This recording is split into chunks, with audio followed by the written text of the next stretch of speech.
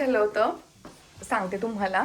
रात्री ना प्रितीशनं झोपायला लेट केला. आता बघा किती होत आहेत, 8:20. आता मी देवपूजा करायला घेणार आहे. गणेश जयंतीच्या तुम्हा सर्वांना खूप साऱ्या शुभेच्छा. Happy birthday Ganu, happy birthday. तर गणूचा आमच्या बर्थडे आज. आमच्या नाही, आपल्या सगळ्यांच्या गणूचा बर्थडे आहे.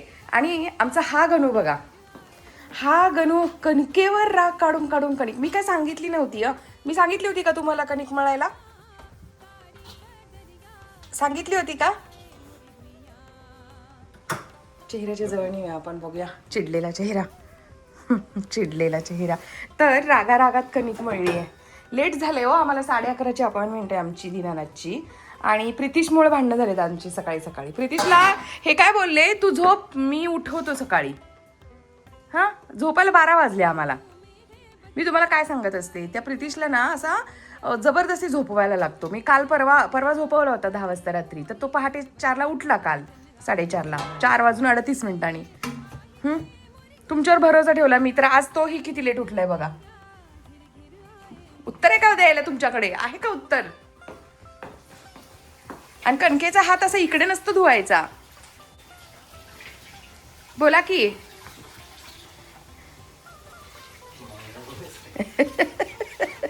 चहा करणार कडक?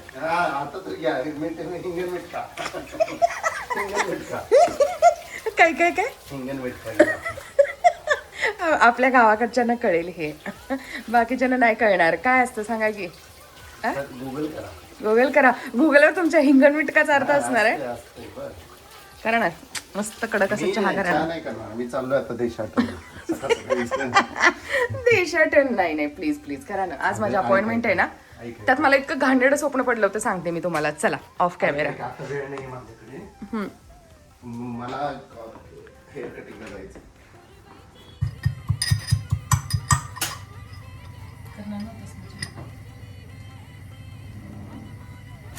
चहा तुला देणार, चहा करणार नव्हतं असं नाही. चहा करणार पण तुला देणार. असं कसं पॉसिबल आहे मला? तुला देणार तू मला सोडून चहा पिऊ शकतोस. देणार.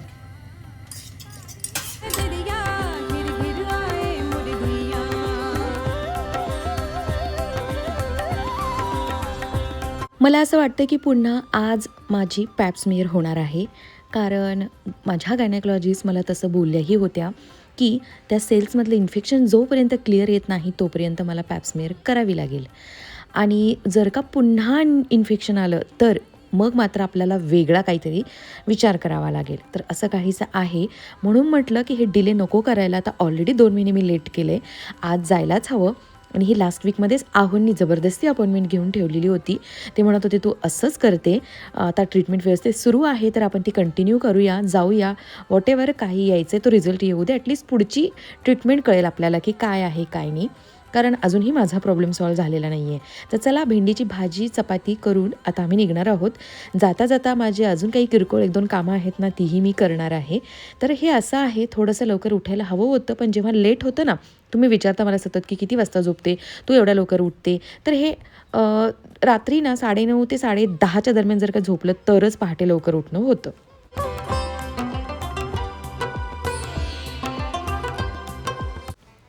ठरवलं तर खूप काही होतं. मी पहाटे उठायचं, छान अभिषेक घालून बाप्पाच्या बड्डे दिवशी बाप्पाची पूजा करायची वगैरे वगैरे, पण तसं काहीच झालेलं नाही आहे, कारण रात्री प्रितीशमुळं मला झोपायला लेट आणि त्यामुळे सकाळी उठायला लेट.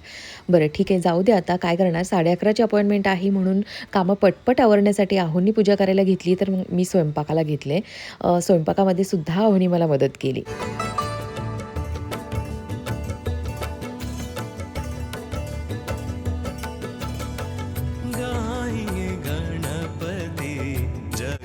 जाता जाता हे 2 ड्रेस ड्राय क्लीनला देऊया आणि जाऊया. बेटा बाय. तू नाश्ता व्यवस्थित केलेले नाहीयेस. भेंडी आणि चपाती आठवणीने 11 वाजता घेऊन खायची. ओके चल. कविता चल, जातो आम्ही. गणपती बाप्पा मोरया. कशी फुलं घातलेत आहोंनी देवाला. देवाच्या डोक्यावर फुल ठेवलं मला की माहेश्वरी घालून ही ठेवून दिली आहे. हिला ना इस्त्रीची गरज आहे. सिल्कला चमक येते छान इस्त्री केल्यावर. तर ब्लाऊज काही करायची गरज नाही, फक्त साडी. ब्लाऊज आपण करू शकतो. मला घेऊन जा तिथून, मला तिथून घेऊन जा. या गाडी काढा, मी आहे पुढे. आहो येत आहेत तोपर्यंत माझं इकडचं एक काम होत आहे. साडी इस्त्रीला देणं आणि कपडे ड्रायक्लीनला देणं. मी ड्रेस पहिल्यांदाच ड्रायक्लीनला देते. बालीवरून आल्यापासून विचार करत होते द्यायचे आहेत. किती रुपये घेत आहेत बघूया. साड़ी प्रेस करना है ये, और 2 ड्रेस विथ ओढ़नी है शायद. हाँ, पैंट टॉप एंड ओढ़नी. देख लो एक बार. उसको ड्राई क्लीन करना है. उसका क्या रेट है? ये वर्क वाला है. और इसको ना आगे देखो, कुछ तो गिरा हुआ है खाने का, वो जाएगा ना. हाँ, ये यहाँ पे लगा है. आता हे ड्रेस कसे काय ड्रायक्लीन होत आहेत हे बघणार आणि मग बाकीचेही काही ड्रेस आहेत जे ड्रायक्लीन करायचे आहेत. खरं तर मला यांचा रेट वगैरे काही माहिती नव्हता आणि कशा पद्धतीनं करतायत हेही मला पाहायचं होतं, म्हणून मग मी हे 2 ड्रेस देते. आणि या ड्रेसबद्दल चला मी तुम्हाला पुढे सांगते, कारण बऱ्याचशा कॉमेंट आहेत, बऱ्याच जणींना हा रेड ड्रेस आवडला आहे. तर मी हा कुठून घेतला आहे आणि खरं सांगते मी, इतका सुंदर कपडा आहे ना याचा. रशियन सिल्क आहे आणि हा पिंक आहे, हा आचोचा आहे. हॅलो, आज माझ्या बाप्पाचा बर्थडे. हॅपी बर्थडे बाप्पा. तुम्ही विचारत होतात की ते काय बोलले, तर म्हटलं आपण व्लॉगमध्येच सांगूया की ते काय बोलले. साडी इस्त्रीला दिली मी फक्त, ती पिंक माहेश्वरी, तर तिचे 50 रुपये. आणखी ड्रायक्लीन मी खूप दिवसांपासून दिलेलंच नव्हतं, तर म्हणजे ड्रेस तर मी कधीच दिलेले नव्हते, पहिल्यांदा दिले मी ड्रेस. तर ड्रेससाठी आय थिंक प्रत्येक कपड्याला त्यांनी ना 50 रुपये चार्ज लावला. तर मी विथ ओढणी विथ पॅन्ट सगळंच दिले, कारण काही पॅन्टला, एखाद्या पिंक पॅन्टला पीठ लागलेलं आहे असं. आणि जे वर्कवाला आहे ना त्याला 80 रुपये. मग मी म्हटलं त्याचं थोडंसं प्लीज कमी करा. तर ठीक आहे म्हणाले, 5-10 रुपये कमी करू. टोटल त्यांनी 330 रुपये केले 2 ड्रेसचे, ड्रायक्लीनचे बरं का.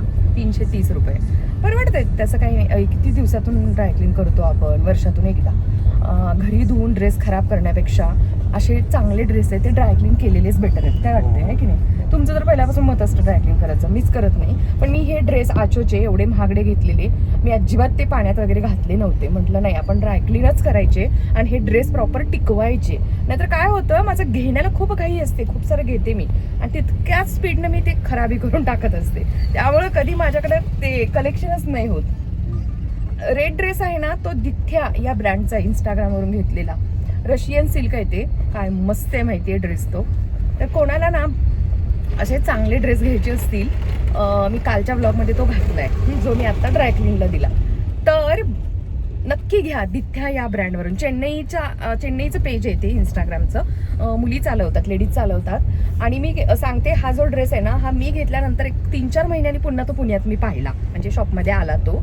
आणि 600 का 700 रुपयानं तो महाग होता इथे पुण्यात. एका माझ्या जवळच्याच ओळखीतल्याच एका लेडीनं तो घेतलाय, सेम टू सेम. तर त्या मी पाहिला तिने कितीला घेतलाय, तर तिने माझ्यापेक्षा 600 रुपये महाग घेतला आणि माझ्या नंतर घेतलाय 4 महिन्यांनी. तर चला, आता माझा हात दुखायला लागला, ठेवते मी. झोपून उठली मी वाटतंय.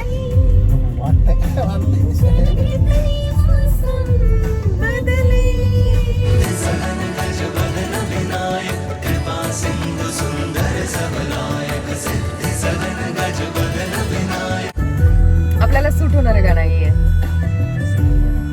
जाने कितनी सदियां बदली, जाने कितने मौसम बदले, ना तुम बदले ना मैं बदली, हम बदले, हम नहीं. बरं हम. शिट यार, गाणं बंद करा. पार्किंग नाही आज. मी पार्क करून येऊ का? तुम्ही जाऊन तिथे नंबर लावता पुढे. मी सिरियसली म्हणते की मी जाऊ का? का असतंय? आपण ना खरंच मूर्खपणा केलाय. एका लेट उठण्याने काय काय होतं बघा दिवसभर. लवकर आलं असतो ना आतापर्यंत, नंबर पण होऊन गेला असता आपला, घरी जायला रिकामा झाला असता. लवकर 11:30च्या का असं केलं मी उठायला हवं होतं. इकडे घरातल्या गणपतीचं दर्शन झालंय ऑनलाईन. माहेरचा गणपतीचा मंदिरातला हा बाप्पा आहे. गणपती बाप्पा मोरया. आईने पूजा बघा कशी मांडली आहे. छान मग. आणि आम्ही कुठे आहे सध्या?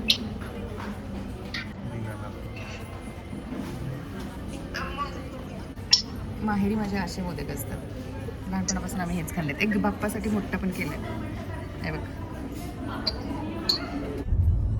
कुठली गल्ली आहे पुण्यातली? कोथरूडच्या गल्लीत आहे आम्ही, एका कोथरूडच्या. आज आम्हाला पार्किंग नव्हतं मिळालं ना लेट आल्यामुळं, म्हणून अशी स्कूलजवळ रोडला गाडी लावली होती. मिळतं असं काही नाही. तर असं वाटतंय मला की मी आयुष्यभराच्या पॅप स्मिअर आत्ताच करते.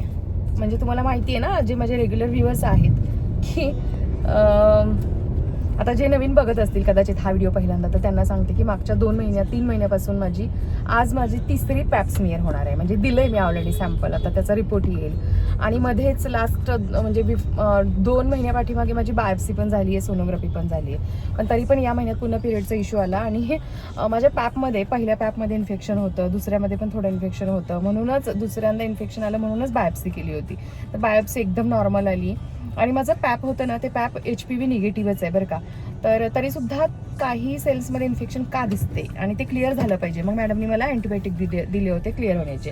आणि खरं तर आज जे सॅम्पल दिलं ना, ते एक्सपेक्टेड होतं बिफोर 2 months देणं. म्हणजे मी गेलेच नव्हते मॅडमकडे, कारण नॉर्मल आले म्हणून मी गेलेच नाही. आणि आता मी तुम्हाला अपडेट दिलंच असतं ब्लॉगमधून.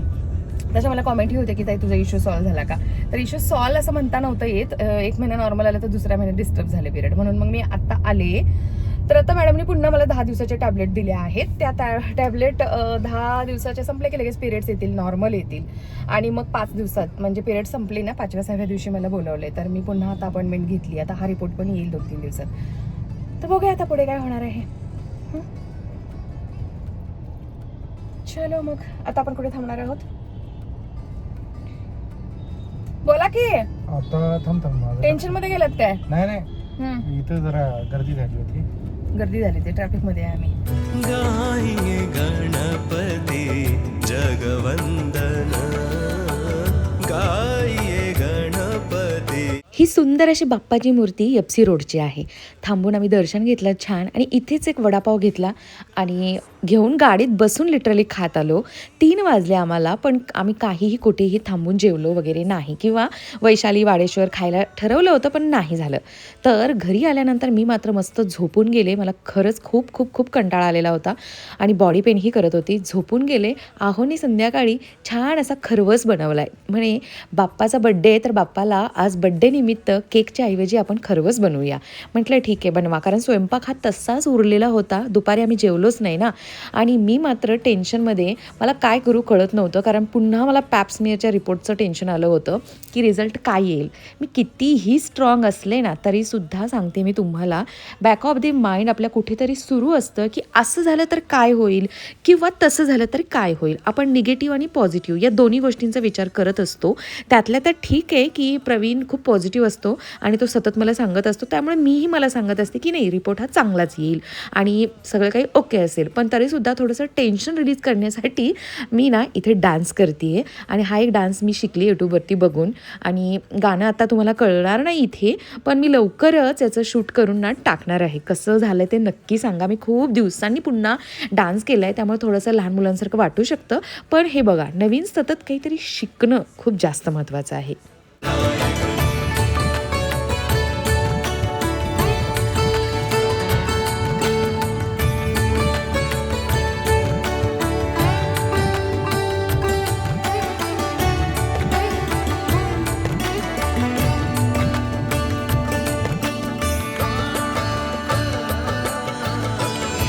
गणूला बर्थडे निमित्त असा हा काय मिळतोय?